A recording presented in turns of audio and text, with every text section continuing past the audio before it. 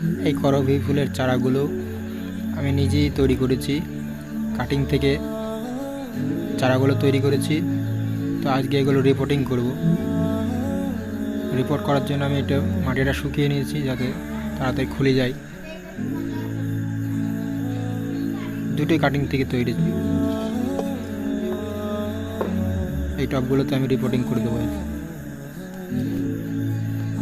মাটি আগে থেকেই তৈরি করে রেখেছি মিডিয়া।